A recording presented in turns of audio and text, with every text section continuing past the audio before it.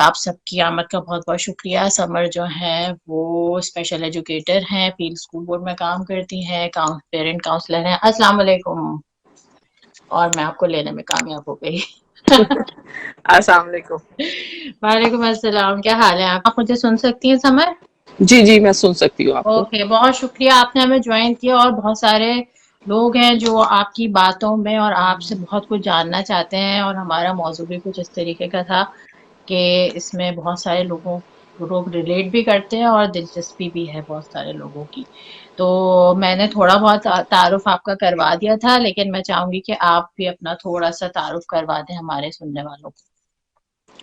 मैं special educator हूँ पील district school board में, और इसके अलावा कम्युनिटी प्रोग्राम्स में as a parent coach and peer counsellor for immigrant women काम करती रही हूँ। और इसके अलावा मिल्टन, टाउन ऑफ मिल्टन में चिल्ड्रंस कम्युनिटी प्रोग्राम्स में एज एन इंस्ट्रक्टर काम करती रही हूँ। और ये कोविड के दौरान थोड़ा सा ब्रेक है। और पील डिस्ट्रिक्ट स्कूल बोर्ड में मेरी जिम्मेदारियों में स्पेशल नीड बच्चों की वो सपोर्ट फराहम करना रेगुलर क्लासरूम्स में, और इसके अलावा पेरेंट्स को as a team member support फराहम करना शामिल है। और मेरा ओके। ताल्लुक पाकिस्तान कराची से है। कैनेडियन इमिग्रेशन लिए हुए काफ़ी अरसा गुजर चुका है, अब तो वो याद नहीं है कि ऑलमोस्ट 15-16 ईयर्स हो चुके हैं। और since 2000 we moved to Canada in 2006, and 2000 since 2008 I'm working in the community. Okay, माशाल्लाह। So it's a long journey. तो आप पहले से एजुकेशन से वाबस्ता थी या फिर आपने यहाँ पे आके फिर ये फील्ड अपनाई? मैं पाकिस्तान में कराची में English as a second language instructor थी, और अपना अपना इंस्टीट्यूट मेरा था वहाँ, जहाँ मैं प्रोफेशनल्स को English as a second language सिखाया करती थी।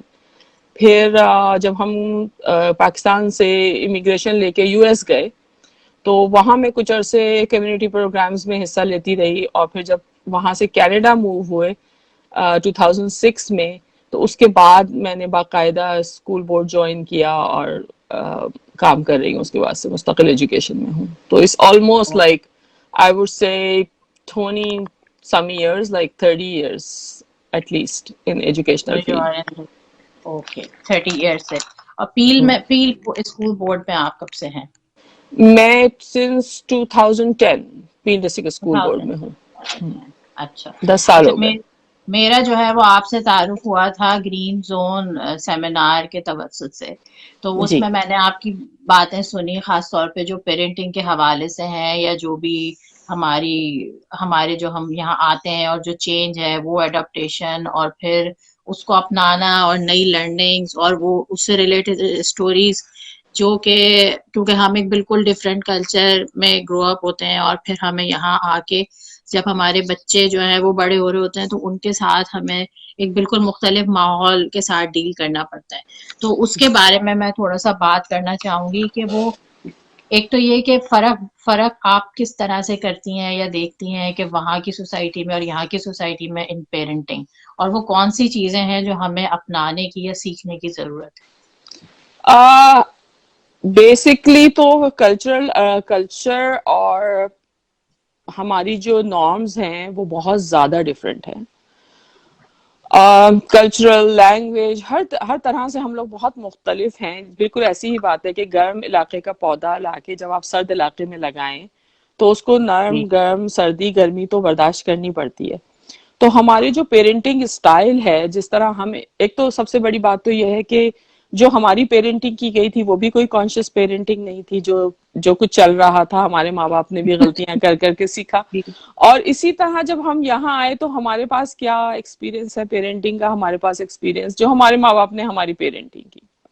लेकिन क्योंकि हमारे माँ बाप ने जो हमारी पेरेंटिंग की वो उसी सोसाइटी में थी जिसमें वो रहे शुरू से, और सारी चीजें सेम थी। हम लोगों को जो सबसे बड़ा चैलेंज फेस करना पड़ता है वो ये कि हम एक नई सोसाइटी में हैं, बिल्कुल नया डिफरेंट है। फॉर एग्जाम्पल, बहुत सारे पेरेंट्स जिनके साथ मैं काम करती रही हूँ या अभी भी करती हूँ, उनको स्कूलिंग, कैनेडियन स्कूल सिस्टम के बारे में कोई इंफॉर्मेशन नहीं है। आ, वो बिल्कुल उनको नहीं मालूम कि स्कूल के अंदर क्या हो रहा है, वहाँ क्या कल्चर है, वहाँ क्या है क्या नहीं, इससे उनकी एंजाइटी बहुत हाई रहती है। और पेरेंट। पेरेंटिंग पेरेंटिंग के पेरेंटिंग में या एजुकेशन को लेके उनको नहीं मालूम होता ज्यादातर। तो वो इस तरह एक जो कुछ उन्हें मालूम होता है वही चीजें वो अप्लाई करते हैं घर में, और उससे खासतौर से टीनेजर बच्चों की पेरेंटिंग करना, अक्सर लोग जो है शिकायत करते नजर आते हैं कि जी बच्चे बात नहीं सुनते और हमारी बात नहीं मानते, और हम तो इतने फर्मा बरदार थे अपने वालदेन के हमारी हम तो, फेवरेट मिसालें होती हैं वो ना। हाँ वो हमारी फेवरेट, हाँ, लगता है जैसे हमने कोई शरारतें नहीं की, हमने कोई नाफरमानी नहीं की, हमने कुछ नहीं किया। लेकिन अगर सही। हमारे वालदेन से पूछें हमारे बचपन के किस्से, या तो उनके पास बहुत सारी चीजें होती हैं हाँ, बताने के लिए, सही हमें बात है। सिर्फ अच्छी अच्छी चीजें याद रह जाती, हमें अपनी जो प्राउड मोमेंट्स हैं वो याद वो रहती हैं। याद रह जाते। तो उस सिलसिले में कुछ चीजें हैं मेरे जहन में कि भाई वो क्या क्या स्किल्स होनी चाहिए जिसकी बेस पे हम वो जो खलीज है हमारी पेरेंटिंग में और कैनेडियन सोसाइटी की पेरेंटिंग में उसको फिल किया जाए, और अपने बच्चों से हमारी वही नजदीकी हो जो हमारी अपने पेरेंट्स से थी जी। या है। तो उसको पैदा करने के लिए हमें सबसे पहले तो ये बात समझने की कोशिश करनी चाहिए कि जो भी कैनेडियंस, जो मेरे बच्चा है, एक तो वो ऑलरेडी नए दौर का बच्चा है। आज से 40 साल 50 साल पहले जो पेरेंटिंग मेरी जिस तरह से हुई ही है, वो उस बच्चे की मैं उस बुनियाद पे नहीं कर सकती। फर्स्ट ऑफ ऑल, बिल्कुल। अगर वो पाकिस्तान में भी हो, अगर वो दुनिया के किसी हिस्से में हो, तो वो पेरेंटिंग तो ऑलरेडी आउटडेटेड हो चुकी है। अब जो नई पेरेंटिंग है, कॉन्शियस पेरेंटिंग है, उसमें सबसे पहली बात जो अहम है वो ये है कि अपने बच्चों से कनेक्शन, हमारे बच्चों से हमारा कनेक्शन जितना मजबूत होगा उतना ही हमारे बच्चों का कनेक्शन उनकी जात से मजबूत होगा, उतना ही ज्यादा। जी। जी और मैं यहाँ थोड़ा सा ये ऐड करना चाहूंगी कि ऑल ऑफ द सडन के जब टीन एज आती है उस वक्त आप वो कनेक्शन एकदम से बिल्ड नहीं कर सकते। मेरा ख्याल है it takes too long, it's a whole journey. तो यहाँ हमसे थोड़ी मिस्टेक होती है। बिल्कुल, टीन एज असल में होता यह है कि हम क्योंकि अपने आप को अपडेट तो करते नहीं है, हम जब वो छोटे होते हैं उनकी जो बेसिक नीड्स होती है वो उसके लिए हम पर डिपेंडेंट होते हैं। भाई मैं खाना मुझे देना है, कपड़ा देना है, गर्मी सर्दी से बचाना है, नींद के लिए उसको गर्म अच्छा रूम प्रोवाइड करना है, तब तक तो वो हम पे डिपेंडेंट है। अब जब उनकी इनिशियल नीड्स जो एक इंसान की होती हैं वो पूरी हो रही हैं, बच्चा खुद फ्रिज से खाना निकाल के खा सकता है या बना के कुछ खा सकता है या बाहर से लाके खा सकता है, वो आपकी उससे ताल्लुक टूटना शुरू हो जाता है। फिर हम ये नहीं करते कि हम अपने आप को अपडेट करें और इंटरेस्ट लें कि मेरे बच्चे को इंटरेस्ट किस चीज में। अगर कुछ बच्चे हैं जो म्यूजिक करना चाहते हैं, उनको म्यूजिक से इंटरेस्ट है, इंग्लिश गाने सुन रहे हैं, पेरेंट्स ये कोशिश नहीं करते कि उनके साथ जुड़े। जी। कितना जी। वक्त हम सर्व करते हैं ये जानने में कि मेरे बच्चे का फेवरेट सिंगर कौन है। कौन या है। गाड़ी में एक छोटी सी बात है कि गाड़ी में अलाउ नहीं करते हम, अगर हम चार पेरेंट्स के साथ कहीं जा रहे हैं तो बच्चे अगर अपना सुनना चाह रहे हैं, हम कहते हैं नहीं हमें नहीं समझ में आती ये चीज, हम नहीं सुनेंगे। सही बात है। तो हम ये भूल जाते हैं कि हम पेरेंट्स हैं, हमारी जिम्मेदारी ज्यादा है, सीखने का अमल भी हमें ही करना पड़ेगा। हम बच्चों से एक्सपेक्ट करते हैं कि वो हमें सिखाएं, बजाय ये कि हम खुद कोशिश करें कि हम सीखें। इसमें खलीज बढ़ती चली जाती है। इसमें मैं एक दफा जो है मैंने इसी तरह कोई एक स्टोरी लगाई थी, उसमें जो है हम कहीं जा रहे थे तो हमारे जमाने के गाने चल रहे थे, तो फिर मेरी एक फ्रेंड है उसने कहा ये तो मेरे बच्चे तो ये 1 मिनट में निकाल के फेंक दे आकर कि तुम्हारे बच्चे ये कैसे सुन रहे हैं। तो मैंने उसको कहा कि क्योंकि मैं भी उनके गाने सुनती हूँ हम्म, तो फिर वो भी मेरे गाने सुनते हैं। हम्म। तो आधे टाइम उनका होता है, आधा हमारा होता है। तो यहाँ पे जो है ना वो मफाहमत की सूरत हाल हो जाती है। नहीं, बहुत अच्छी मिसाल दी है कि इसी तरह हर ही रिलेशनशिप में, इसी में नहीं, हस्बैंड के साथ रिलेशनशिप हो, माँ बाप के साथ रिलेशनशिप हो, तमाम रिलेशनशिप गिव एंड टेक पे चलते हैं ना। हम जी। ऐसा तो नहीं है कि हम अपनी, हम क्योंकि हम पेरेंट है इसलिए हम हमेशा ठीक है, ये जी। गुंडागर्दी नहीं चलेगी। इस गुंडागर्दी कहने पे जो है ना वो हमारे वाले जो है पेरेंट्स पे एहतजाज कर देंगे। अच्छा। सही। लेकिन एक तो यह है कि कनेक्शन उनसे बनाया जाए, दूसरी हाँ। बात यह कि ओपन कम्युनिकेशन। हमारे पेरेंट्स का कोई ओपन कम्युनिकेशन हमसे नहीं था, उन्होंने कह दिया, हमने चोरी से कुछ कर लिया जो हमें करना था, जो नहीं करा नहीं कर सके वो छोड़ दिया। कोई ये नहीं कि हम कोई आइडियल बच्चे थे, पहले तो अपने आप को ये एक्सेप्ट कराएं कि रियल एक्सपेक्टेशन अपने बच्चों पे हमारी होनी चाहिए, और ओपन कम्युनिकेशन करें। अगर बच्चा किसी चीज की डिमांड कर रहा है, फॉर एग्जाम्पल टीनेजर बच्चा अपने दोस्तों के साथ जाना चाह रहा है और आप कह रहे हैं कि नहीं, मुझे नहीं, मेरा नहीं ख्याल कि वो सेफ जगह है तुम्हारे जाने के लिए दोस्तों के साथ, तो आप उससे डायलॉग करें, पूछें कि क्यों जाना जरूरी है, क्या होने जा रहा है, कौन तुम्हारे साथ जा रहा है, बजाय उसको डिनाई करने के कि वो आप छुप के आपसे करें, आप उसको स्पेस दें। सही सही। और इसके अलावा हमारी जो, मुझे लगता है कि जो वो थी ना, उसमें डायलॉग के साथ साथ एक फोर्स फोर्स भी आती थी कि बस कह दिया नहीं तो नहीं। हम उसके रीजन भी मांगते थे तो हमें इतने रीजन नहीं प्रोवाइड किए जाते थे। लेकिन अगर आज के बच्चे को आप लॉजिकली नहीं समझा पाते तो फिर वहां बात आगे नहीं बढ़ती। इसी तरह आपने, मेरा ख्याल है, अपना एक वाकया भी शेयर किया था। यहाँ पे भी अक्सर होता है कि हमारे पेरेंट्स आते हैं, फिर वो देखते हैं कि ये किस तरीके से तुम लोग कर रहे हो, this is not the right way, हम ऐसे नहीं करते थे, हम ऐसे करते होते तो शायद डिफरेंट हो जाता मामला। तो वो मैं चाहूंगी कि वो भी आप थोड़ी सी शेयर करें, क्योंकि मिसालों से हम ज्यादा समझते हैं। हाँ, मैं आपको बताती हूँ कि जो मेरा ख्याल है सबसे ज्यादा चैलेंजिंग सिचुएशन ये है कि अगर आप ज्वाइंट फैमिली सिस्टम में हैं और आप कॉन्शियस पेरेंटिंग करना चाह रहे हैं, तो जी। वो एक मुस्तकिल एक चैलेंजिंग सिचुएशन इस तरह बन सकती है कि जो हम, मेरे जाती ख्याल में ग्रैंड पेरेंट्स का, अंकल आंटीज का बच्चे की जिंदगी में होना बहुत ज्यादा जरूरी है। उनसे जो प्यार और मोहब्बत और जो पेरेंटिंग की स्किल्स, यानी कि जो पेरेंटिंग स्टाइल उनका होता है, वो बच्चों के लिए जानना बहुत जरूरी है। उससे बच्चे बहुत सिक्योर फील करते हैं और उससे बच्चे बहुत अपने आप को बिलोंगिंग फील करते हैं कि वी बिलोंग समवेयर। तो राइट। वो तो है, इम्पोर्टेंस तो उसकी अपनी जगह है, लेकिन उसमें कुछ ज्यादा कॉन्फ्लिक्ट भी हो जाता है बाज दफा, इन लॉज से भी या अपने पेरेंट्स से भी। तो मेरा एक, मैंने अक्सर शेयर करती हूँ, एक वाकया है कि मेरी मदर, मेरी जो अम्मी है वो अक्सर कनाडा आती रहती थी पहले तो जब वो एक दफ अभी लास्ट टाइम जब वो यहाँ आई और उन्होंने मेरे, उस वक्त मेरा बेटा तकरीबन 7-8 साल का था, उसको देखा, तो उनका ख्याल था कि बहुत ज्यादा आजादी दी हुई है तुम लोगों ने, यानी कि हम उसे एज एन एडल्ट इस तरह ट्रीट करते हैं कि हम बिठा के खाने की मेज पे उससे डिस्कस करते हैं घर के ऐसे इश्यूज जिसमें वो पार्टिसिपेट कर सकता है, कि तुम्हारा क्या ख्याल है, हमें ये करना चाहिए, तुम्हारा मतलब उसका पॉइंट ऑफ व्यू जानते हैं, फैसला हम स्टिल खुद ही करते हैं। सही। एक तो ये बात, दूसरा कि ये कि उसके जो ग्रोइंग बिहेवियर्स हैं उनको कैसे संभालना है। तो एक दफा मेरे साथ ये हुआ था कि मैंने किसी चीज के लिए, बेटा मेरा आया और उसने आके कहा कि मुझे टीवी देखना है। तो मैंने उससे कहा कि लेकिन ये तो तुम्हारा स्क्रीन का टाइम नहीं है, तुम इस वक्त रीडिंग कर सकते हो। उसने कहा फिर मैं क्या करूं, मैं बोर हो रहा हूँ। मैंने कहा तुम रीडिंग कर लो, तुम गाने सुन लो, तुम कुछ भी अपने लेगो बना लो, कुछ भी कर लो, बट मैं टीवी तुम्हें नहीं अलाउ कर सकती, सॉरी। हम्म। तो वो चला गया, उसने गुस्से में जाके अपने कमरे का दरवाजा बंद कर लिया और अपने कमरे के दरवाजे के अंदर से एक कुर्सी लगा ली उसके ऊपर, कि मैं अच्छा। अंदर दाखिल ना हूं, क्योंकि यहाँ लॉक तो इतने होते नहीं है सही। कमरों में। तो उसने कुर्सी लगा ली कि माम अंदर ना आए उसके बाद। तो मैं किसी काम से ऊपर गई, मैंने देखा दरवाजा क्यों बंद है, मैंने खोलने की कोशिश की, तो उसने कहा कि मैं नहीं चाहता कि आप मेरे कमरे में आए इस वक्त, इसलिए मैंने कुर्सी लगाई है।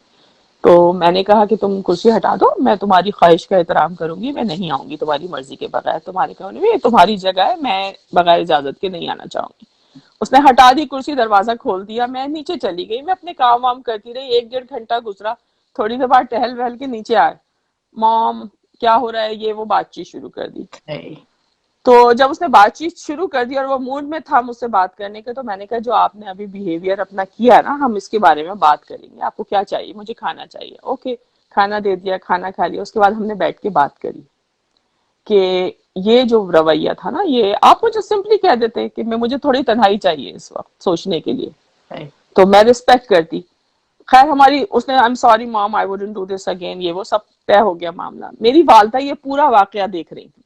उसके बाद वो नीचे आई और उन्होंने मुझसे कहा कि तुम लोगों के अंदर बहुत सब्र है, तुम्हारे अंदर बहुत सब्र है। तो सही। मैंने कहा कैसे, तो कहा ऐसे कि इतनी मतलब बदतमीजी वो कर रहा था और तुमने जो आराम से उसे कह दिया कि ठीक है मैं नहीं आऊंगी, और चली गई नीचे। तो मैंने कहा अगर आप ये सिचुएशन होती तो कैसे हैंडल करती, तो उन्होंने कहा इतनी पिटाई लगाती याद करता। सही। तो ये उनका पॉइंट ऑफ व्यू था। I know. फिर मैंने उन्हें समझाया, मैंने ये नहीं कि उनको ये कह दिया कि अरे ये तो ऐसा ही, मैंने उन्हें हाँ समझाई ये बात। मैंने कहा, देखें, सबसे पहले तो बात ये कि मेरे यहाँ कवानीन ऐसे हैं कि आप हाथ नहीं लगा सकते, और मैं उन कवानीन की पूरी तरह रिस्पेक्ट करती हूँ। मेरा ख्याल है कि किसी को भी मारना जो है, मार के आपने डिसिप्लिन नहीं सिखाया जा सकता, प्यार से सिखाया जा सकता है। दूसरी सही। बात, मैं बड़ी थी तो मेरा फर्ज बनता था कि मैं समझदारी से काम लेती, हाँ और वो मैंने लिया। मैं पावर स्ट्रगल में इन्वॉल्व हो सकती थी, मैं कहती खोलो दरवाजा, मेरा घर है, तुम्हारी मेरी मर्जी के हम्म, बगैर किस तरह तुम ऐसे कर सकते हो, राइट? सही। और मजाल के तुमने मेरे साथ इस तरह से इस करा तरह और किया।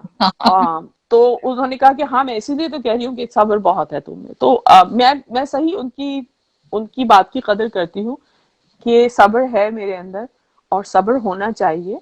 अल्लाह ताला ने हमें पेरेंट बनाया, इतना ऊंचा दर्जा दिया हमें, जिनकी वजह से हमें ऊंचा दर्जा मिला, उन्हें हम कैसे ट्रीट कर रहे हैं। अगर उन्हें हम रिस्पेक्ट से नहीं वेरी ट्रीट कर रहे, तो सही हम इस बात। दर्जे के लायक नहीं है। बड़ा बहुत खूबसूरत बात है ये कि यानी कि वो भी काबिले इज्जत और काबिले कदर हैं। उनका जो है वो हमें सिर्फ बच्चा जान के या छोटा समझ के उनको हमें डिसरिस्पेक्टफुल नहीं होना चाहिए उनकी तरफ। लेकिन मुझे ऐसा लगता है कि क्योंकि हमारे जो पेरेंटिंग थी जो हमसे पहले, उनको उनके पास जब भी किसी की शादी हो रही होती है या कोई भी इस तरह के रिलेशनशिप में जा रहा होता है, तो ये एक लीस्ट, इवन जब कोई माँ बाप भी बनने वाला होता है, ये एक लीस्ट चीज होती है जिसके ऊपर कोई भी तवज्जो देता है। उससे इस बारे में किसी किस्म की आगाही या कोई बात नहीं की जाती, ना हमारे इंस्टीट्यूशन में ना हमारे घरों में। हम लोग दूसरी चीजों पे बहुत तवज्जो दे रहे होते हैं कि तैयारी क्या करें, कपड़े कैसे बनाएं, अकीका कैसा होगा, पार्टी कैसी होगी, किस किस को बुलाएंगे। लेकिन जो जो कि एक बहुत बड़ा चेंज आ रहा होता है, खास तौर पे जो औरत होती है उसकी जिंदगी में, उसकी नींद, उसकी भूख, उसका सब कुछ जो है वो आगे जाके, तो इसमें हम ये समझाने में बड़े पीछे रह जाते हैं कि भाई अभी बहुत सब्र वाला टाइम आने वाला है, या अभी हमें क्या मेंटली प्रिपेयर होना है। तो मेरा ख्याल है जो हम हमसे पहले की जो अम्मियां थी जो हमारी, उनके पास पीयर प्रेशर या आसपास का प्रेशर और ससुराल और रिश्तेदार, इन सब का इतना ज्यादा वो होता था, खासतौर पर ज्वाइंट फैमिली में, कि फिर उनको इतना सब्र लाने में और इतनी बर्दाश्त अपने अंदर पैदा करने के लिए शायद एक इंस्टीट्यूशन चाहिए था या कोई ट्रेनिंग चाहिए थी या कोई उनको बताने वाला नहीं था। लेकिन अब अगर हम ना समझे तो मेरा ख्याल है ये गलत बात होगी। अच्छा, इसी बिल्कुल। ये जो आपने बात करी, मेरे पास बल्कि एक ने सवाल भी किया है कि वो कनाडा मूव होने वाली हैं और उनकी बेटी जो है जॉइंट फैमिली सिस्टम की आदी है। अब तो वो इस बात के बारे में फिक्रमंद है कि मैं यहाँ आऊंगी तो उसको मैं किस तरीके से रख पाऊंगी, वो मुझे जॉब भी देखनी होगी, मुझे काम भी देखना होगा। तो ये जो न्यूक्लियर फैमिली और जॉइंट फैमिली का सिस्टम होता है, इसमें पेरेंटिंग की टेक्निक्स में या चीजों में या क्या फायदे हैं और क्या नुकसानात हैं, इस बारे में हम बात करें, या उनकी हम उनको क्या सजेशन देंगे इस बारे में कि वो यहाँ आए तो उनको किन किन चीजों का ख्याल रखना पड़ेगा एक भरे घर से एक न्यूक्लियर फैमिली में हाँ आने। जी। सबसे पहले तो एज एन इमिग्रेंट जब हम मूव होते हैं अपने मुल्क से, तो हमारी खुद ही दुनिया बदल जाती है। और आपको हमेशा इस बात जहन में रखनी चाहिए कि जिन बच्चों को आप अपने साथ ला रहे हैं, उनकी चॉइस नहीं थी वो दुनिया बदलने की, ये आपकी चॉइस थी। लिहाजा आप उनको इसमें इस तरह देखें कि उन्होंने आपको फेवर दिया है, कि आपकी चॉइस का वो साथ दे रहे हैं। हालांकि हम कहते ये हैं कि हम तो इन बच्चों के लिए यहाँ आए हैं, हम तो चाहते हैं अच्छी तालीम और अच्छी, और किसी हद तक ये बात ठीक भी है, बट स्टिल चॉइस आपकी थी। मैं नहीं चाहती चाहती चाहती होंगी शायद कि मैं जब ग्रेड 10 में हूँ या ग्रेड 7 8 में हूँ, मैं अपना स्कूल छोड़ के, अपने फ्रेंड्स छोड़ के, अपना मोहल्ला छोड़ के मैं ऐसी जगह आ जाऊं जहां पे ना मुझे जबान, शुरू में इनिशियली आपको एक्सेंट समझ में आ रहा होता है, बिल्कुल टोटली डिफरेंट एजुकेशनल सिस्टम होता है यहाँ का, आपको नए फ्रेंड्स बनाने पड़ते हैं, आपको उस सोसाइटी में एज एन एडल्ट हमें इतनी मुश्किल होती है सोसाइटी में इंटीग्रेट होने में। तो वो तो फिर मासूम छोटे बच्चे होते हैं। फर्स्ट ऑफ ऑल तो ये एम्पैथी अपने अंदर पैदा करें। दूसरी जो इम्पोर्टेंट बात है कि जब हम पाकिस्तान में रहते हैं, हमारे रिश्तेदार होते हैं, दोस्त होते हैं हमारे, वो बहुत, उनमें बहुत सारे मसाइल भी होते हैं लेकिन बहुत सारी सपोर्ट भी होती है। यहाँ वो सपोर्ट लेने के लिए आपको अपने आप को उन इदारों से कनेक्ट करना होगा जो इमिग्रेंट्स की सपोर्ट के लिए कायम किए गए। मिसाल के तौर पर हॉल्टन में, क्योंकि मैं हॉल्टन में रहती हूँ तो इसलिए मुझे पता है कि हॉल्टन में या पील रीजन में यहाँ पे ऐसे इदारे हैं जो पेरेंटिंग की सहूलियात फराहम करते हैं, आपको ट्रेंड करते हैं। जब अच्छा। मैं नई इमिग्रेंट थी और मेरा पहला बच्चा, एक ही बच्चा है, और वो हुआ, तो मुझे लगा मेरे ऊपर एक पहाड़ टूट गया। मुझे कोई आइडिया ही नहीं था और कोई सपोर्ट नहीं थी। तो मुझे ये समझ में आया कि जो एक साल मैं घर में हूँ, जॉब नहीं कर रही, तो उसमें मैं क्या करूँ, और इंटरनेट मेरे पास अवेलेबल था। तो मैंने उसमें सर्च करना शुरू किया कि क्या है, किस तरह क्या किया जाए, जॉब की जाए, क्या किया जाए। तो मुझे समझ में आया कि कम्युनिटी में एक, यहाँ हल्टन कम्युनिटी में एक प्रोग्राम है, कॉल्ड ट्रिपल पी पेरेंटिंग। तो ओके। उसके तहत वो वर्कशॉप्स देते हैं आपको, और उसके तहत वो आपको ट्रेन करते हैं, वो आपको बुक्स देते हैं पढ़ने के लिए, बहुत सारी चीजें। इसके अलावा एक यहाँ पे कम्युनिटी का इदारा है, उसका नाम है rock, reach out centre for kids, जो कि बच्चों की ट्रेनिंग से रिलेटेड वर्कशॉप न सिर्फ वो करते हैं, बल्कि उनके पास ऑन साइट साइकोलॉजिस्ट मौजूद होता है। वो वॉक इन क्लिनिक है। अगर आपको टीनेजर्स के बिहेवियर्स में, उनका चैलेंजिंग बिहेवियर है, ड्रग्स में यूज करने की तरफ जा रहे हैं, या वो कुछ लॉ इन्फोर्समेंट से कुछ उनका कॉन्फ्लिक्ट हो रहा है, हाई स्कूल में ओके। सब कुछ है। ठीक है। तो ऐसा तो नहीं हो सकता कि हम अपनी आंखें बंद कर लें और कहें नहीं हमारे बच्चे के साथ ऐसा नहीं होगा।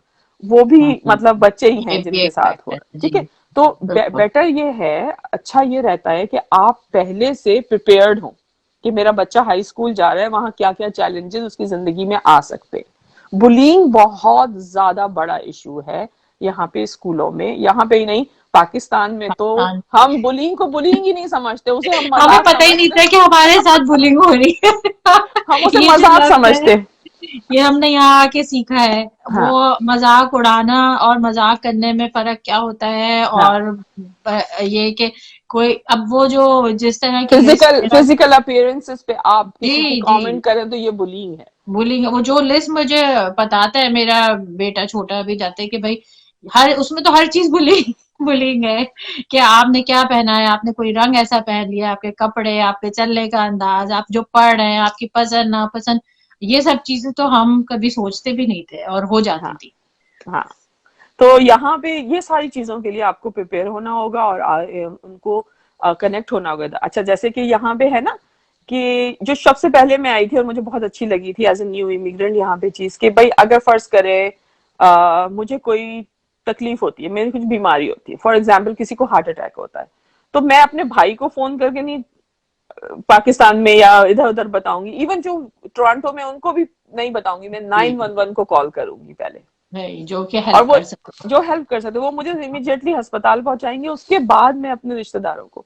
तो पेरेंटिंग के लिए भी यही रूल है कि आपको उन इदारों से कनेक्ट होना होगा, और इंटरनेट पे तमाम सहूलियात मौजूद है। प्लस अब जब आप एक इदारे से कनेक्ट हो जाते हैं, तो वही इदारा आपको आपके बच्चे की जरूरत के मुताबिक दूसरे इदारों से कनेक्ट कर देता है। कि अगर सही। फर्ज करें आपका बच्चा टीनेजर है और आप ऐसे ऐसे प्रोग्राम में एनरोल हुए जो कि टॉडलर्स के लिए था, तो आप कहते हैं जी मेरा बच्चा, तो वर्कशॉप आपने लिया, आपने उनको जाके बताया फैसिलिटेटर को मेरा बच्चा 13 का है और मैं ये चैलेंजिंग बिहेवियर है, they will give you resources के जाइए इसको फोन कीजिए, यहाँ से कनेक्ट कीजिए। इसके ओके। अलावा वो रिसोर्स पर्सन आपके घर पर आ सकता है आपकी हेल्प करने के लिए, आपको वहां जाने की हाँ। भी जरूरत नहीं। आप कह सकते हैं मैं नया इमिग्रेंट हूँ, मेरा हस्बैंड सारा दिन जॉब पे है या जॉबलेस है, हमारे पास गाड़ी नहीं है, they will come to your home and पूछेंगे अच्छा बताइए क्या सहूलियात हम फराम करें। कुछ पेरेंट्स को ये होता है कि लैंग्वेज का इशू होता है, स्कूल में मीटिंग के लिए जाना है मगर मुझे नहीं समझ में आ रहा मैं किस तरह करूं, क्या करूं। तो वो क्या करते हैं कि वो आपके साथ, डिपेंडिंग ऑन योर नीड कि कितनी सीवियर है, वो आपके साथ मीटिंग्स में जाते हैं, वो आपके साथ ओके। बैठते हैं, बात करते हैं, ट्रांसलेटर्स अवेलेबल है कम्युनिटी एजेंसीज सही। के पास जो साथ जाते हैं, तो बहुत अब कुछ है। अब तो वेबसाइट पे मैं देखती हूँ या कोई लेटर भी आता है, उसमें लैंग्वेज के ऑप्शन होते हैं कि आप कोई सी भी। लेकिन हम लोगों का जो मैंने एक general behaviour emigrant as an emigrant check किया है ना, कि हम एक तो ये कि अपने आप को अपडेट भी नहीं करते, और फिर हम खौफजदा भी रहते हैं। कभी हम जबान हमारे आड़े आती, मैं जब नई आई थी, तो मैंने ESL की क्लास से बहुत कुछ सीखा था। अब इंग्लिश का आपका जो भी लेवल है वो एक अलग बात है, वो तो आपकी इम्प्रूव होगी होगी, मगर वो जो एक कम्युनिटी बनती है और उसकी वजह से आपको जो चीजें सीखने को मिलती हैं, रिज्यूमे कैसे बनाना है, इंटरव्यू कैसे देना है, या जो लोग इवन आपके जैसे आ रहे होते हैं तो आपको उससे बड़ी ढारस मिलती है कि यहाँ पे सबके साथ इस तरह के चैलेंजेस हैं और उनसे इस तरह निपटा जा सकता है। तो वो जो शुरू का, तो मैं सबको ये सजेस्ट करती हूँ कि अगर आप नए आए तो आप किसी ऐसी जगह जाएं, क्योंकि वहां आपको प्रोफेशनल हेल्प भी मिलेगी और पीयर हेल्प भी मिलेगी, दोनों तरह से, और फिर आप उससे ग्रूम होते हैं काफी। Then you are ready to go या upgrade yourself for university और कॉलेज, जो भी कुछ है। लेकिन इसके लिए आपको ना थोड़ा अपने हॉल से निकलना जरूरी है, चाहे वो लैंग्वेज सीखने का बैरियर तोड़ना हो या फिर सीखने कोई भी चीज सीखना जानना हो, तो वो मेरा ख्याल है हमें थोड़ा सा उसके लिए हिम्मत पकड़नी पड़ती है। अच्छा, और एक दूसरी बात ये भी होती है कि एक जिम्मेदारी है आप कनाडा आए हैं, लोग अक्सर शिकायत करते हैं साउथ एशियन कम्युनिटी में, हर ही कम्युनिटी में है, लेकिन साउथ एशियन कम्युनिटी में खासतौर से पाकिस्तान से जो लोग आ रहे हैं या साउथ एशियन कम्युनिटी से कनाडा में जो लोग आते हैं वो पढ़े लिखे और बहुत अच्छी जॉब्स करते हुए लोग आते हैं। बिल्कुल बिल्कुल। ठीक है, तो उनको जब यहाँ पे सर्वाइवल के लिए व्हाइट कॉलर जॉब्स, मतलब उनको इस तरह की जॉब्स नहीं मिल रही जो उनकी एक्सपेक्टेशन थी, तो एक नेगेटिविटी बिल्टअप हो जाती है। लेकिन हमें ये बात हमेशा समझने की कोशिश करनी चाहिए कि कम्युनिटी में आपके लिए हेल्प मौजूद है, क्योंकि आपने कनाडा आने का फैसला लिया है, लिहाजा उन सहूलियात तक पहुंचना भी आपका काम है। इंटीग्रेट होना सोसाइटी में भी आपका काम है। वो लोग करेंगे आपकी मदद, लेकिन आपको मदद मांगना भी तो आना चाहिए ना। आपको निकलना तो पड़ेगा ना आपको, यानी कि जाहिर है इनिशिएटिव तो आपको ही लेना है, कोई घर आके आपकी हेल्प नहीं करेगा ना वो आपको पुश करेगा until you are not out for that। तो ये बहुत इंपॉर्टेंट बात है। अच्छा, एक और बात भी है जिससे हम लोग बड़े खौफजदा रहते हैं, और मैंने कुछ फैमिलीज को देखा भी, और जब मैं भी नहीं आई थी तो मैंने बड़ा सुना था कि वो बच्चों को ले जाते हैं और जरा सा भी आपने कुछ कहा या किया और स्कूल में इवन बच्चों ने आपकी कोई शिकायत कर दी, या फिर एक एक आध इस तरह का भी मैंने केस देखा कि दे हैव अ प्रॉब्लम, उनको कुछ हेल्थ इश्यूज थे, मेंटल हेल्थ इश्यूज थे, मगर वो they are not seeking help, के ऐसा ना हो कि हमारे बच्चे जो है ना वो चिल्ड्रन एड सोसाइटी ले जाए। तो मैं ये पूछना चाहती हूँ कि वो कौन से पॉइंट्स होते हैं या कौन सा मकाम होता है जब इतनी सेवियर सिचुएशन हो जाती है कि जो है बच्चों को सेपरेट किया जाए फैमिली से, या कब आप लोग चिल्ड्रन एड सोसाइटी को इन्वॉल्व करता है स्कूल? चिल्ड्रन एड सोसाइटी को सबसे पहले स्कूल, मैं बता दूं कि जैसे कि क्योंकि हमारा बैकग्राउंड ये है ना, हम जिस सोसाइटी से आ रहे हैं वहां पे मार तोड़ करना, वहां पे तशद्दुद करना बुरी बात नहीं है, और बल्कि पेरेंट्स का हक है कि वो मार तोड़ करें, टीचर्स का हक है कि वो मार तोड़ करें और तशद्दुद करें, बेरहमी से मारें बच्चों को, और जिस किस्म के हालात हैं इस वक्त पाकिस्तान में वो सब करें। तो हम उस माइंड सेट के साथ आते हैं कि हम तो इनकी भलाई चाहते हैं, लेकिन भलाई के लिए किसी को मारना मारना फिर भी नाजायज है।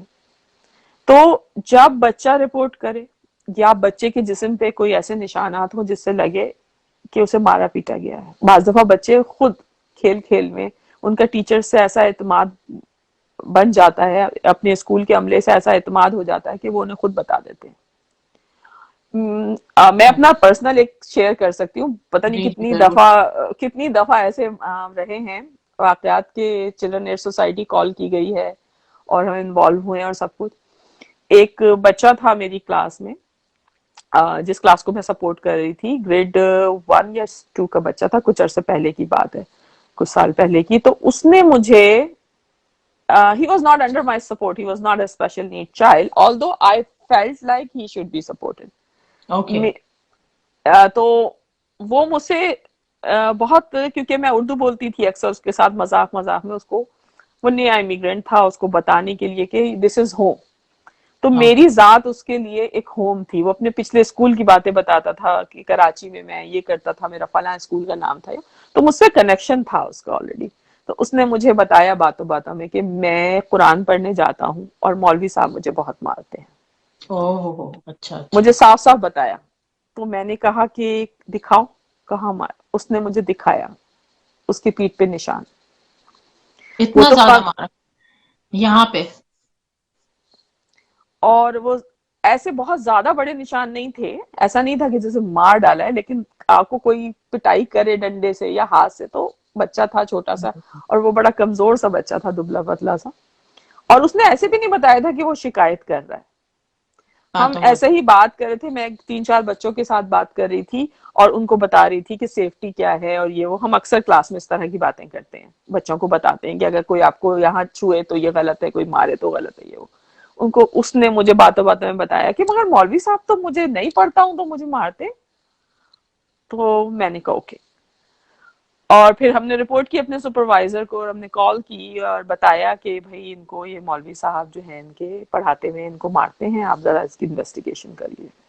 ओके। हमारा काम वहां खत्म हो गया, क्योंकि as an educator, as a adult, ये बहुत सारी ये बात नहीं पता बहुत सारे लोगों को, एज ए कैनेडियन सिटीजन आपके ऊपर ये एक एक्सपेक्टेशन है कि अगर आपको पता लगे कि किसी बच्चे पर ज्यादती हो रही है, जिस्मानी, जिनसी, जहनी, किसी भी तरह से वो निग्लेक्ट हो रहा है या अब्यूज हो रहा है, तो आप बताएं, आप इन्फॉर्म करें चिल्ड्रन प्रोटेक्शन एड्स को, या फिर जो है आप उसके लिए गिल्टी होंगे, आप जेल भी जा सकते हैं अगर आप नहीं बताएंगे। अगर नहीं बताएंगे तो। नहीं, आपके यहाँ चलो ये तो पाकिस्तान के हैं और वो मौलवी साहब भी वहीं, अगर आपने सोचा तो आप भी जाएंगे साथ में। असल में मैं खुद मेरा एक दफा इस तरह के लोगों से साहब पढ़ा था, और वो दैट फैमिली वाज प्राउड कि हाँ यहाँ जो मौलवी साहब है वो इतना अच्छा पढ़ाते हैं, और अगर नहीं बच्चे पहुंचते तो वो पार्क से उनको मारते हुए भी ले आते हैं। एंड आई वाज लाइक, लेकिन ये अच्छी बात नहीं है। तो क्योंकि ना वो कुरान से मोहब्बत कर पाएगा, ना वो उसको कभी समझ पाएगा, और एक इतनी बुरी याद रह जाएगी कि मुझे कोई मारता हुआ कहीं से लाया है, या और इतना खैर हो खौफ है। कि किसी ने देखा नहीं उन्हें मारते हुए, मारते और लाते हुए। वो एक आई डोंट नो, क्योंकि बहुत सारी पॉकेट्स ऐसी हैं जहाँ कम्युनिटी हमारी अब भी उसी तरीके से उन्हीं हुदूद पे रहना चाहती है। तो they help out each other कि ठीक है, इट्स ओके, क्योंकि गलत, माँ बाप गलत सही है। चीज। माँ बाप ठीक है, उनको कोई मसला नहीं है, और जो पढ़ा रहे हैं उनके साथ कोई मसला नहीं है, तो सब चल रहे हैं रहने के। लेकिन तो यहाँ यहाँ बच्चे जो हैं वो स्टेट की रिस्पॉन्सिबिलिटी है ना, तो आप जी क्राइम कर रहे हैं अगर आप छुपा रहे हैं। खैर ये एक लंबी बहस है, लेकिन मैं इतना बताना चाहती हूँ कि चिल्ड्रन एड सोसाइटी जो है वो फिर एक्शन लेती है। वो एक्शन आधे घंटे में भी हो सकता है और उसकी इन्वेस्टिगेशन जो है वो 1 महीने में भी हो सकती है। अगर वो फाइन करते हैं किसी भी तरह से कि माँ बाप कर रहे हैं निग्लेक्ट, निग्लेक्ट में आ जाता है कि आप बच्चे को खाना नहीं दे रहे, कपड़े नहीं दे रहे, उसको गर्म सर्द जगह नहीं दे रहे, या जहनी तौर से आप उसको इमोशनली आप अपने बच्चे को प्यार नहीं कर रहे, गले नहीं लगा रहे, उसकी दुख सुख में शामिल नहीं है, किसी भी तरीके से आप निग्लेक्ट कर रहे हैं या अब्यूज कर रहे हैं, तो वो आपके बच्चे इन्वेस्टिगेट करते हैं और ले सकते हैं। और ऐसा हुआ है, बहुत ज्यादा हुआ है। और दुख ये होता है कि ज्यादातर हमारे जो पेरेंट्स होते हैं उनकी इंटेंशन अच्छी होती है अपने हम्म। बच्चों के लिए, ऐसे नहीं कि वो किसी राइट। बुरी इंटेंशन से कर रहे थे, ज्यादा वो लॉस के बारे में जानते नहीं है। और वो लॉस भी ठीक है। अब आपने दुनिया बदल ली है, वहां पे पाकिस्तान में मारपीट करना ये करना कोई बुरी बात नहीं है, लेकिन आप उसके नतीजा देख रहे हैं क्या हो रहा है, तशद्दुद बढ़ता ही चला जा रहा है। वो फिर तशद कहते हैं ना, ये सर्कल होता है, जो जो मारता वही है जो जिसने पिटाई खाई हुई होती है बचपन में। सही, और फिर वो आगे बढ़ जाती है लाशऊरी तौर पे, चाहे आप चाहें ना चाहें। चाहे हर ना वो चाहे। चीज जो आगे बढ़ती चली जाती है। तो फिर लेकिन जब स्टेट उनको लेती है बच्चों को, तो वो किसकी कस्टडी में होते हैं? उनको किसी के घर में रखा जाता है, या वो उनकी कोई जगह ऐसी बनी हुई है, या वो इन्वेस्टिगेट करके वार्निंग देके छोड़ देते हैं? क्या क्या होता है फिर? Depending on the case, how serious is the case, पहली प्रायोरिटी स्टेट की यही होती है, पहली प्रायोरिटी चिल्ड्रन एड सोसाइटी ये होती है, क्योंकि parents are the best hmm. Form of set, मतलब बच्चों के लिए सबसे बेहतर जो है वो मकाम उनके माँ बाप का घर होता है। ये इस बात को सब अच्छी तरह जानते हैं। तो डिपेंडिंग कि कितनी सीवियर, कितना ज्यादा रिस्क पे है वो बच्चा अपने ही घर में, तो वो देखते हैं कि भाई पेरेंट्स को वार्न करना है, पेरेंट्स को ये करना है वो करना है। बाज दफा होता है कि पेरेंट्स नहीं टेक केयर कर पा रहे, वो निग्लेक्ट करे जा रहे हैं बच्चे को, या कुछ ऐसी सिचुएशन है कि अब्यूज भी हुआ है, चाहे डायरेक्टली पेरेंट्स ने नहीं किया है, किसी और ने किया है और पेरेंट्स के इल्म में था उन्होंने करने दिया है, तो फिर वो रिश्तेदारों को पहले प्रेफर करते हैं कि भाई कोई नानी है, दादी है, खाला है, मामू है, कोई है जो इन्हें रखना चाहता है, मतलब अच्छा। पेरेंट्स से भी निकाल के उनके पास। उस तरह करते हैं। फिर अगर कोई भी नहीं है, इमिग्रेंट्स लोगों का बाज दफा कोई नहीं होता है, तो बहुत मतलब लास्ट रिजॉर्ट के तौर पे होता है कि उन्हें फिर फॉस्टर पेरेंटिंग के लिए बच्चों को दिया जाता है। ऐसे वालिदैन जिन्होंने कहा हुआ हो, या ऐसे लोग जिन्होंने कहा हो कि हम बच्चों को रखना चाहते हैं, तो फिर उनको दे दिया जाता है टेम्पररी तौर से। अंडर 18 जो बच्चे होते हैं वो किसकी केयर में दिए जाते हैं, क्योंकि वो अपने ख्याल खुद नहीं रख सकते, खुद नहीं रख सकते। इंडिपेंडेंटली नहीं रख तो सकते। हमारी कम्युनिटी में फॉस्टर पेरेंटिंग की नीड है, और है तो कितनी है, और इस तरह के बच्चे हैं जो they are looking for that home, कि कोई उनकी टेक केयर कर सके, या फिर बहुत है, बहुत बहुत नीड है। है हमारी अच्छा। हमें हमारी कम्युनिटी में मैं साउथ एशियन मुस्लिम मैं सभी कवर जी जी करके जी। बता रही हूँ कि बहुत नीड है। इवन इसना जो एक मशहूर इदारा है, उन्होंने तो फॉस्टर पेरेंटिंग के लिए कोर्सेज भी किए अनाउंस किए हुए हैं कि हम ट्रेनिंग देंगे आपको। और उन्होंने ये सवाल उठाया है कि टोरंटो में ही जो मुस्लिम बच्चे हैं, या साउथ एशियंस हैं, या दूसरे कंट्रीज के बच्चे, मुस्लिम बेसिकली वो कर रहे हैं कि उनके फॉस्टर पेरेंटिंग के लिए हम ट्रेनिंग दे रहे हैं, हमसे राब्ता करें आप। और अच्छा। नीड तो है, जाहिर है। आप सोचें कि हम, मेरे तो जानने वालों में कोई भी नहीं है जो इस वक्त फॉस्टर पेरेंटिंग कर रहा है। जी बिल्कुल, और जो लोग करना चाहते हैं वो थोड़े कंफ्यूजन का शिकार हैं कि इसके लिए क्या शराइत होती हैं, या हम अगर वर्किंग हैं तो मुझे एक सवाल भी किसी ने यही पूछा था कि अगर हम करना चाहें और हम दोनों वर्किंग पेरेंट्स हैं, तो क्या ये इसमें आड़े आता है या नहीं, या इसके लिए हमें किस तरीके से अपने अप्लाई करना होगा, या क्या प्रोसेस होता है। देखें, अप्लाई के लिए तो ये कि आप, सबसे बेहतर ये होता है कि चिल्ड्रन एड सोसाइटी से आप कांटेक्ट करते हैं। आप कहते हैं भाई हमारे पास जगह है, हमारे पास, हमारी विश है कि हम फॉस्टर पेरेंटिंग करें। रही बात जहाँ तक फॉस्टर पेरेंटिंग की, वो इतना ही आसान है जैसे आप अपने बच्चों की कर रहे हैं। क्या आपके बच्चे होते हैं तो आप वर्क नहीं करते? आप करते हैं ना वर्क, बच्चे स्कूल हम्म। जाते हैं, आप अपना काम राइट। पे जाते हैं। वो जी। इस तरह। लेकिन फॉस्टर पेरेंटिंग में ये होता है कि गवर्नमेंट आपको तकरीबन, आई डोंट रिमेम्बर एग्जैक्टली कि अब कितने हैं, एक जमाने में तकरीबन $70-80 के करीब पर डे आपको देती है उनकी केयर करने के लिए, फॉस्टर पेरेंटिंग करने के लिए, कि आप उनकी खाने पीने और गुड। जरूरियात जिंदगी का ख्याल रखें।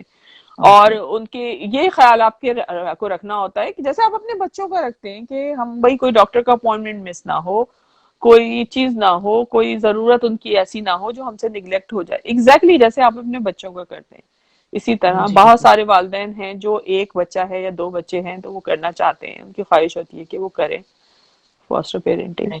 जी जी जी, वो उसमें इन्वॉल्व होना चाहते हैं। अच्छा, ये भी हो गया। अच्छा, अब जो जो सजेशंस हैं आपकी एज एन इमिग्रेंट पेरेंट्स, वो कुछ एडवाइस सजेशंस, कोई ऐसे केसेस, और खास तौर पे क्योंकि आप स्पेशल एजुकेटर भी हैं, तो मैं चाहूंगी कि आप ये भी बताएं कि स्पेशल एजुकेशन के लिए हमारे पास क्या क्या सहूलतें हैं, जो कि बहुत सारे लोग नहीं जानते, जो कि वो अवेल कर सकते हैं मगर वो पहुंच नहीं पाते या उनको पता ही नहीं है। तो इस बारे में कुछ बात करें।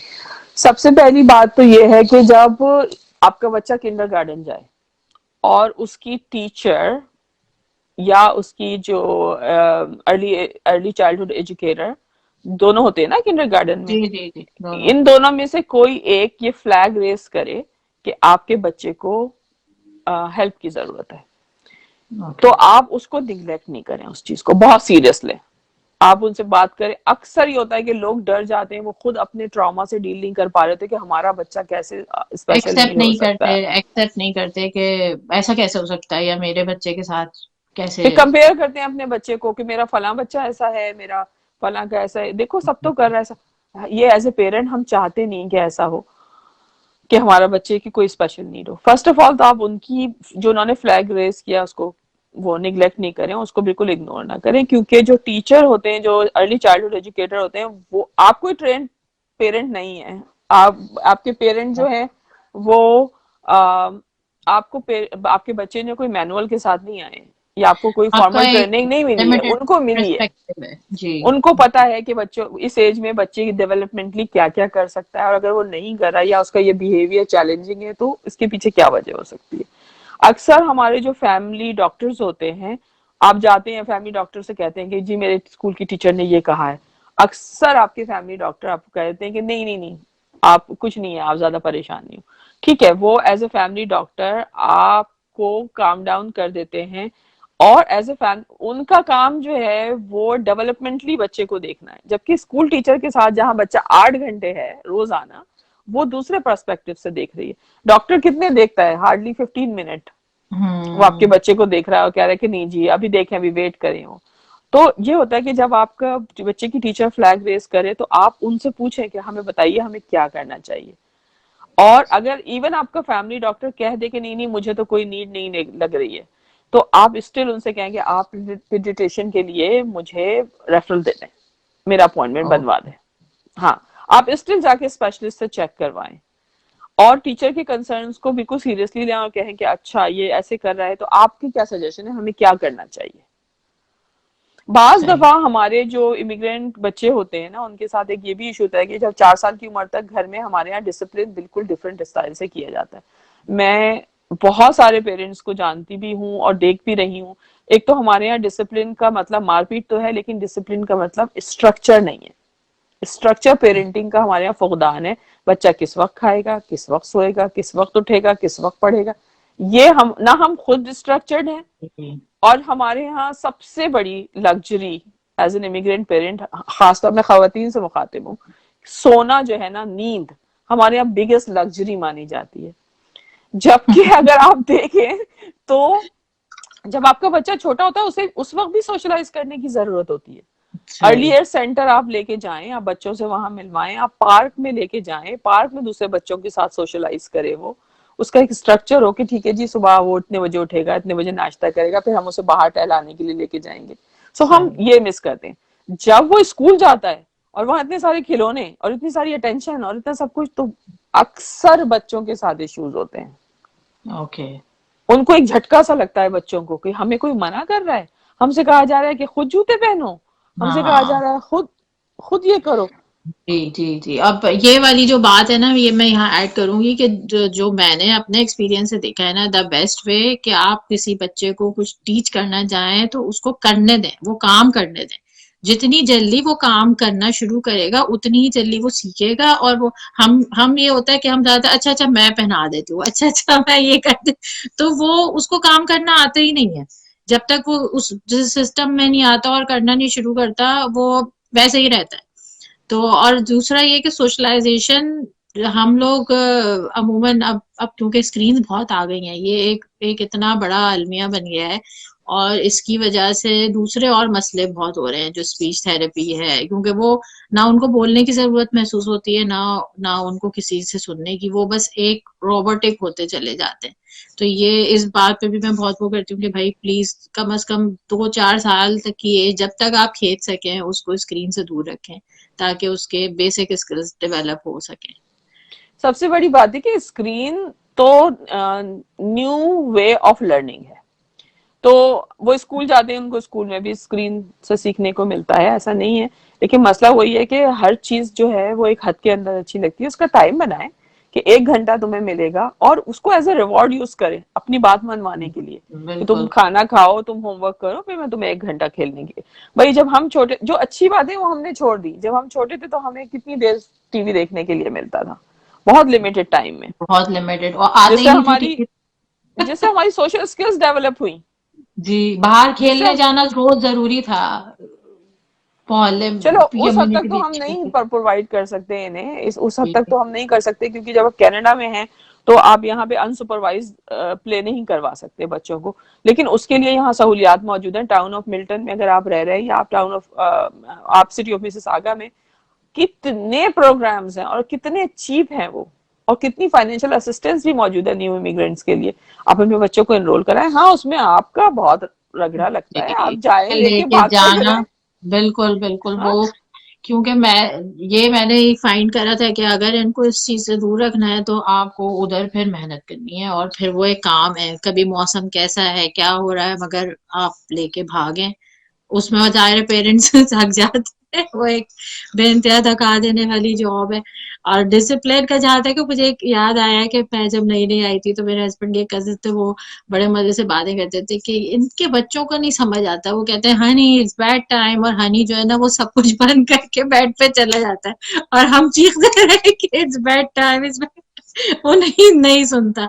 तो आई थिंक इसमें भी यही बात है कि क्योंकि शुरू से उसकी ट्रेनिंग ऐसी होती ही नहीं है, तो वो अचानक से कैसे डिसिप्लिन। हम खुद भी नहीं हाँ स्ट्रक्चर्ड है ना। अगर हम खुद हम रोल मॉडल क्या दे रहे हैं अपने बच्चों को? हाँ सही बात है। उन वो खुद भी स्ट्रक्चर होते हैं, उनके बच्चे भी स्ट्रक्चर्ड होते हैं, वो उनको पता है कि सिस्टम से कैसे हेल्प लेनी है, उनको पता है कि अपने आप को कैसे करना है। दुनिया उनकी है, हम तो यहाँ बाहर का पौधा है। फिर अगेन वही बात आती है कि हम बाहर का पौधा है, सीखना हमारी जिम्मेदारी है। दूसरी जनरेशन तक फिर ये पौधा जरा मेच्योर हो जाता है, और फिर वो एक उसके अंदर वो सारी खूबियां या सलाहियतें वो अपने अंदर अडॉप्ट कर लेता है कि वो सोसाइटी में सस्टेन कर सके उस तरीके से। एज ए अच्छा कुछ। कल्चर भी हमारे साथ ये होता है ना कि हम ये समझते हैं कि हम जब दूसरों के लिए कुछ करते हैं तो हम उनसे मोहब्बत करते हैं। जब किसी ने हमारे लिए कुछ किया है तो मोहब्बत। अगर मैंने बच्चे को जूते पहनाना खुद, हमेशा मैं तो अपने बच्चे को खुद अपने हाथ से खिलाती हूँ या अपने हाथ से ही करती हूँ। तो ये हमारे यहाँ मोहब्बत की मेराज है। हमारे यहाँ इंडिपेंडेंट, हमारे कल्चर में इंडिपेंडेंस की वो वैल्यू नहीं है। ना इंडिपेंडेंट लोगों को पसंद किया जाता है ना। बिल्कुल। और फिर वही है कि इस वजह से फिर जब वो बड़े भी होते हैं तो भी हम उनको अपने अंडर देखना चाहते हैं, हम उनके ऊपर अपना तसल्लुत वैसे ही रखना चाहते हैं जैसे होता था। और वो नहीं हो पाता, ऑफ कोर्स नहीं हो सकता वो। क्योंकि हम उनको एज ए इंडिपेंडेंट इंसान नहीं डील करते, हम उनको एक अपनी, कहना चाहिए कि हम उनको अपनी जायदाद की तरह या अपनी किसी मता की तरह से रखना चाहते हैं हमेशा।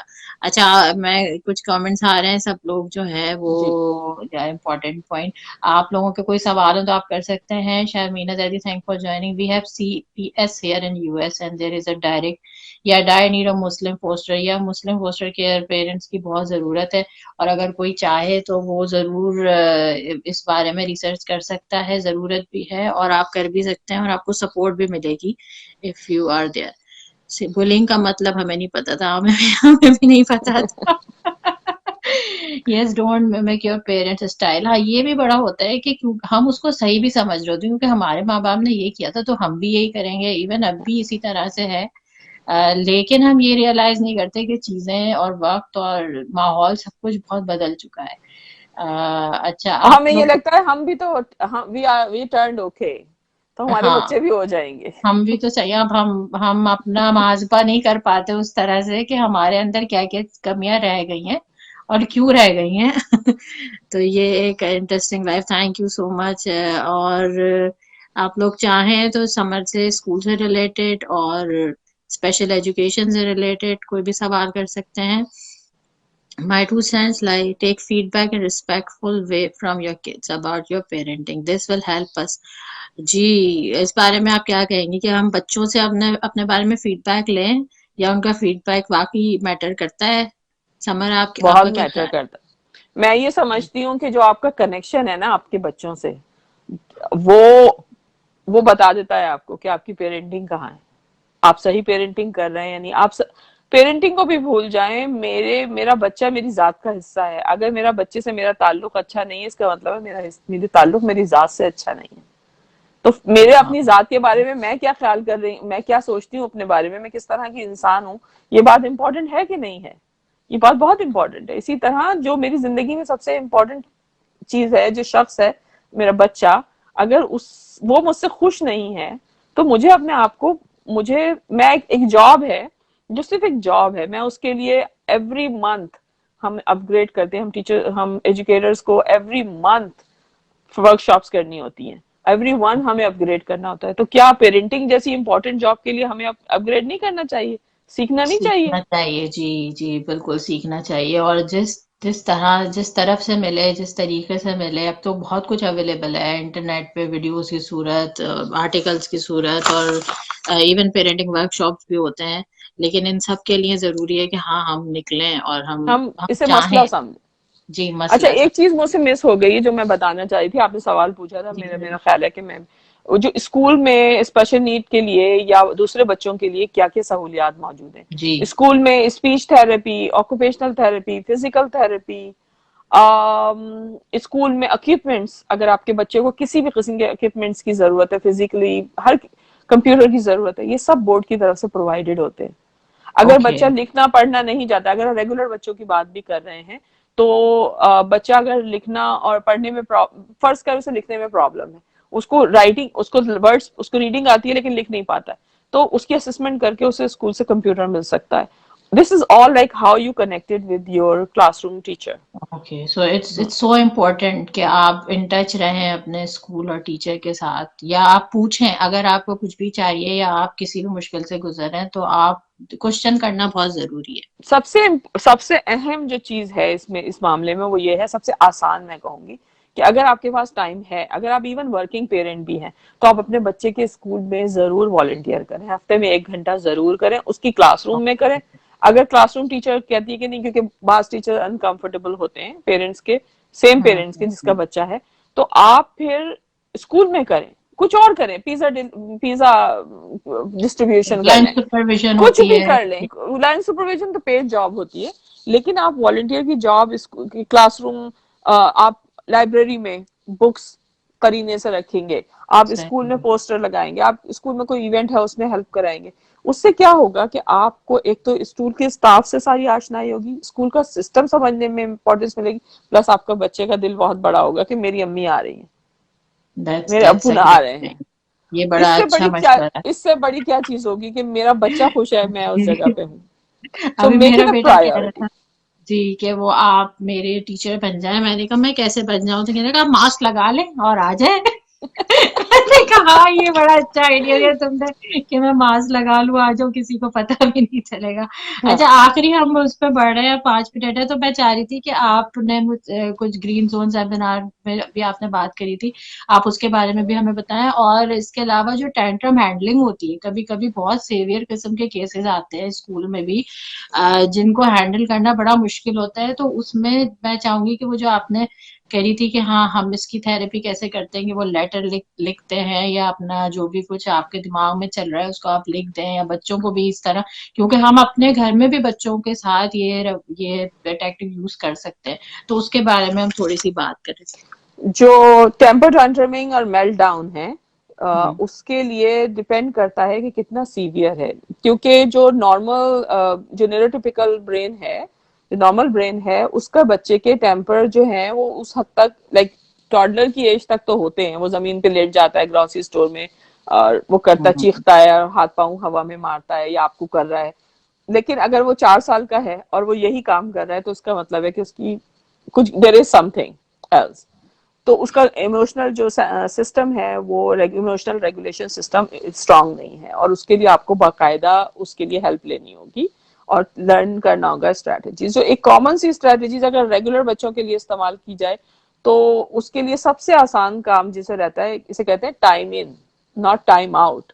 हम लोग नॉर्मली बचपन से सुनते आए थे टाइम आउट एक चीज होती है कि अगर बच्चा बदतमीजी कर रहा है उसको वहां कुछ टाइम दो आउट नहीं हो खा, गया। टाइम आउट यस हो गया, यस। उसको मत देखो, सही हो जाएगा. हम्म इसको ऑपोजिट कर लें, उसको टाइम इन करें, उसके पास जाएं, उसको गले लगाएं, उसे प्यार करें, उसे पूछे क्या बात है, क्या चाहिए तुमको. ठीक है. नो। जब आप फॉलो थ्रू करते हैं अपने बच्चे को, आप कहते हैं, मेरा बच्चा अगर ग्रोसरी स्टोर में कह रहा है कि जी मैंने कुल्फी खानी है, फॉर एग्जाम्पल आइसक्रीम लेनी है, अगर हम्म मैं उसे कह रही हूँ कि मैं आपको अभी आइसक्रीम नहीं दिला सकती, हम कल आएंगे आइसक्रीम लेने, फॉर एग्जाम्पल, तो आप फिर कल जाएं, खाली बहलाएं नहीं उसे, उसका सही, झूठा ट्रस्ट अपने ऑर्डर ऊपर, करें। हाँ, जो बात आप कह रहे हैं उसको ट्रस्ट अपने ऊपर डेवलप करें. सही एक तो ये सही। तरीका है. दूसरे, स्पेशल नीड के बच्चों का जो इमोशनल रेगुलेशन सिस्टम होता है, फॉर एग्जाम्पल जो even high functioning autism children होते हैं, उनके साथ भी ये इशू होता है कि वो कोई चीज चाहते हैं और अगर वो पूरी ना की जाए तो वो उस पर अपना एक एक्सप्रेशन होती है, उनको थॉट स्टक हो जाती है, वो मेंटल हेल्थ का पूरा एक वो है. तो उसके कुछ हमारे पास अलग से स्ट्रैटेजीज होती हैं, उन बच्चों के मिजाज को लेकर हम डेवलप करते हैं. उसके पास हमारे पास इंडिविजुअल एजुकेशन प्लान होता है बाकायदा, जो कि एक लीगल डॉक्यूमेंट होता है. उस डॉक्यूमेंट में उनके लिए स्ट्रैटेजीज लिखी होती हैं कि जब इनको ओके। इस तरह का, जैसे कि एक दौरे की सी कैफियत होती है वो, तो इस हम्म। दौरे की कैफियत को कैसे हैंडल करना है. जैसे कि हमारे पास स्कूल में ऐसे बच्चे भी हैं जो स्कूल से बाहर भाग जाते हैं गुस्से में, या हाँ। रिसेस के बाद अंदर वापस नहीं आते, और यहाँ एक्सपेक्टेशन ये है कि आप हाथ नहीं लगा सकते बच्चे को, लेकिन वो जो ट्रेन प्रोफेशनल है उनके पास लीगली अथॉरिटी होती है, और वो पूरा प्लान होता है कि किस तरह हाथ लगाना है कि बच्चे को नुकसान भी ना पहुंचे, बच्चा सेफ भी रहे. और किस तरह उसके मेल्टडाउन को, उसके टेम्पर टैंट्रम को हमें रिड्यूस करना है, किस तरह उसको वापस पीसफुल स्पेस में वापस लेकर आना है ओके। और दोबारा उसके, तो वो एक पूरी ट्रेनिंग होती है अलग से, वो क्योंकि हम आम बच्चे हम की जैसे लोग तो फिर ऐसे सिचुएशन में नहीं नहीं, कंट्रोल कर क्योंकि सकते। आपको पता नहीं है ना कि किस तरह हम करें कि बच्चे को नुकसान ही ना, उसकी कोई हड्डी पसली ही ना टूट जाए। तो उसका बिल्कुल। पूरा एक तरीका कार है, और जो जो उसका एजुकेशनल प्लान होता है उसमें उन तमाम लोगों के नाम होते हैं जो उसे हाथ लगा सकते हैं उसको, और किस तरह हाथ लगा सकते हैं, लीड कौन ले रहा होगा, कौन पीछे सपोर्ट के लिए खड़ा होगा। अक्सर मेरी करियर में ऐसा भी हुआ है कि स्कूल प्रॉपर्टी क्या, मोहल्ला छोड़ के बच्चे भाग गए हैं, और फिर अच्छा। एक हद तक हम उन्हें सपोर्ट करते हैं, नहीं तो फिर हम कॉल करते हैं पुलिस को। ओके। पुलिस आती है, उन्हें सर्च करती है, वो उनके पेरेंट्स से कांटेक्ट करती है, वो फिर एक अलग से पूरा एक प्रोसेस होता है। तो उन बच्चों की के लिए तो ट्रेन प्रोफेशनल होते हैं, और जब 4 साल बाद आपका किंडरगार्टन में बच्चा गया और वो टेम्पर टॉन्ट्रम कर रहा, स्टिल वो एक एक्सेप्टेबल चीज होती है इन सम वेज। पर अगर वो उससे ज्यादा ग्रेड 1 में उसी तरह कर रहा है तो इसका मतलब है कि देर इज समथिंग एल्स, वो फ्लैग रेज होता है कि अब ये ऐसे बच्चा कर रहा है तो क्या बात है। फिर हम पेरेंट्स को इन्वॉल्व करते हैं, फिर हम अदर प्रोफेशनल्स को इन्वॉल्व करते हैं, फिर स्कूल का एक पूरा प्रोसेस होता है जिसे वो लेके चलते हैं। सही तो सही। ये चीज है। इसके साथ साथ जो नए इमिग्रेंट्स होते हैं उनके साथ कुछ फाइनेंशियल मसले भी चल रहे होते हैं, और जो कुछ घर में हो रहा होता है वो बच्चे एब्जॉर्ब कर रहे होते हैं, और फिर उसका रिएक्शन वो स्कूल में भी दे रहे होते हैं। तो उसके बाद जो टेंट्रम जो शो कर रहे होते हैं, वो भी आपने एक स्टोरी मुझे याद है कि वो बताई थी, तो मैं चाहूंगी आप वो भी शेयर करें, क्योंकि हमारे घर का माहौल बहुत इम्पोर्टेंट है टू हम स्ट्रक्चर। जब हम नए इमिग्रेंट होते हैं तो नो नो वंडर कि हम बहुत ज्यादा स्ट्रेस में होते हैं, इकोनॉमिकल बर्डन भी होता है, सोशल प्रेशर भी होता है, आपके पास नहीं होते लोग, नए दोस्त नहीं बने होते, रिश्तेदार नहीं होते, आपने पूरी जिंदगी एक जगह गुजारी होती है। तो वो सारी जो चीजें हैं ना आपके आपका आप अपने बीइंग को क्वेश्चन करने लगते हैं, आप कॉन्फिडेंस आपका कम हो जाता है। अब मैं ग्रोसरी स्टोर में गई हूँ, मुझे पता नहीं किस तरह ग्रोसरी करनी है, क्या करना है, किससे मदद मांगनी है, दैट शेक्स माय कॉन्फिडेंस। तो उस सारे का असर बच्चे, तो आप अगर आप एंशियस हैं, आपके बच्चे एंशियस हैं, वो सारा स्ट्रेस लेके बच्चे स्कूल जाते हैं जिससे आप गुजर रहे होते हैं। बच्चे को कहना नहीं आ रहा, और वो क्लासरूम में उसको जैसे ही बाज बच्चे अपने आप को समेट लेते हैं, वो खामोश हो जाते हैं, वो बिल्कुल शट डाउन कर लेते हैं अपने आप को। बाज बच्चे जो है उनका चैलेंजिंग बिहेवियर की सूरत में नजर आता है। तो हमारे साथ ऐसा हुआ कि एक जो वाकया मुझे याद है इस वक्त, कि एक बच्चा था, नया इमिग्रेंट था, और वो इस तरह करता था, वो बच्चों को मारता था, पीटता था। यहाँ तो मारना है तो बहुत ही सीरियस मसला हम्म। है, तो उसके पेरेंट्स को इन्वॉल्व की करते थे, उसके साथ हम स्ट्रैटेजीज यूज करते थे, तो उसके साथ किए बहुत सारी स्ट्रैटेजीज यूज की, उसके साथ एक रिलेशनशिप बनाया, और उस रिलेशनशिप में मैंने फाइंड किया कि उसको ड्राइंग करने से बहुत इंटरेस्ट था। आर्ट अच्छा। उसकी सबसे ज्यादा उसकी बड़ी स्ट्रेंथ थी। तो उसका फिर हमने उसकी क्लासरूम टीचर के साथ बात करके और पेरेंट्स से बात करके हमने उसका एक प्लान ये बनाया कि जब वो क्लासरूम में होगा और वो जल्दी से अपना काम करके फारिग होके बैठ जाएगा और बोर हो रहा होगा और दूसरे बच्चों को तंग करेगा, तो उस वक्त वो उसे अलाउ होगा कि वो अपना ड्राइंग बना सकता है। या टीचर अगर कुछ पढ़ा रही हैं और वो उसको उससे बैठ के सुना नहीं जा रहा और वो मूव अराउंड करना चाहता है, तो वो अपनी ड्राइंग कर सकता है, वो सुन सकता है और ड्राइंग कर सकता है। तो उसके लिए फ्लेक्सिबिलिटी पैदा करते हैं। तो यहाँ यहाँ स्कूलों में बहुत ज्यादा सपोर्ट मौजूद है। इसको फिगर आउट करने की जरूरत है कि आपके बच्चे को, जो इमिग्रेंट पेरेंट्स हैं, एक चीज जो वो अपने बच्चों के लिए कर सकते हैं कि अपने आप को एजुकेट करें, एंड बी एन जैसे एजुकेटर जी, of your own child, be a best advocate of your own child. सीखें उसके बारे में, अपने बारे में, जगह के बारे में, और फिर उसके उसके बाद you will able to communicate. क्योंकि अगर हम सारा दिन घर में और हमारा बच्चा बाहर जा रहा है तो उसको तो फिर भी सीखने के एवेन्यूज मिल रहे हैं, लेकिन हमारा तो एक बिल्कुल शट डाउन हुआ हुआ है दुनिया से, हमारी दुनिया बहुत महदूद है।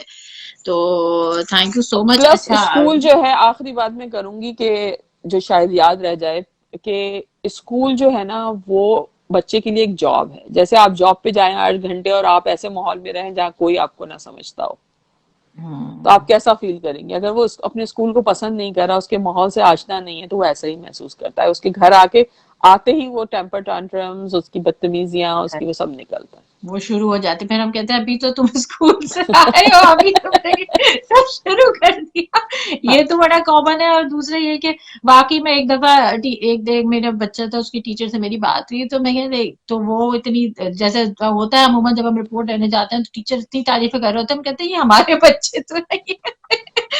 लेकिन वो क्या, उन्होंने मुझे बड़ी कहने लगी कि क्या आपको ऐसा लगता है कि आप भी जिस तरह अपने घर में होती हैं वैसे ही आप अपने इस एनवायरनमेंट में होती हैं, ऑफिस एनवायरनमेंट में होती हैं या बाहर होती हैं?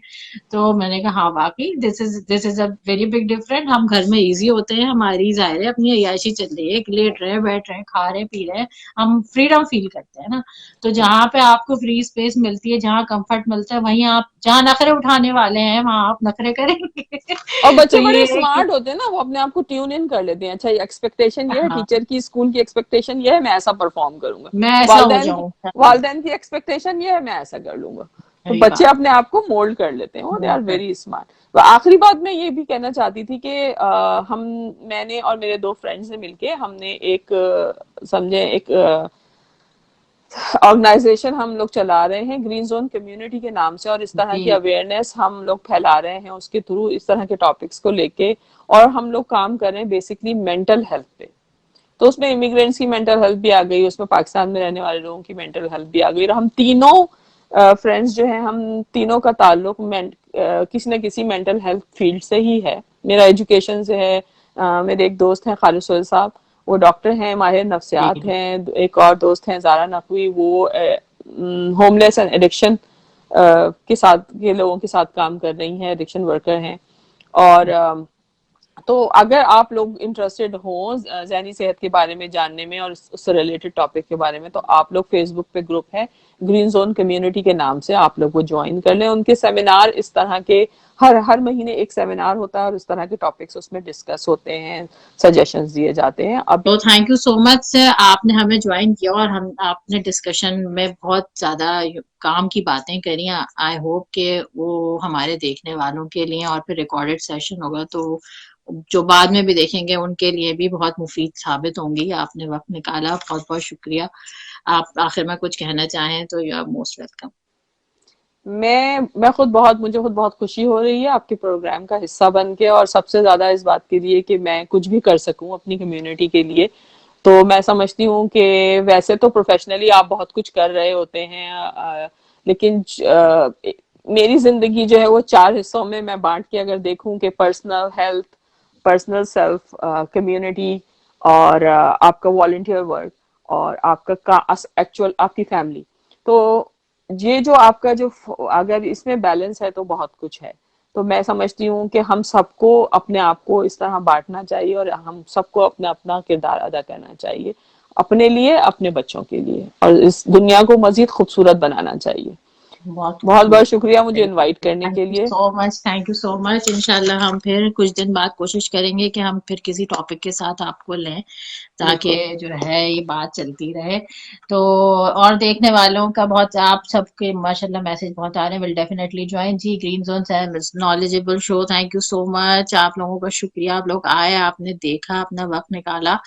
और thank you both of you, thanks so much. Thank इंशाल्लाह फिर हम अगले हफ्ते फिर मिलेंगे एक नए टॉपिक के साथ। और मुझे और इजाजत दीजिए समर को, फिर बात करते हैं। अल्लाह हाफिज। यू।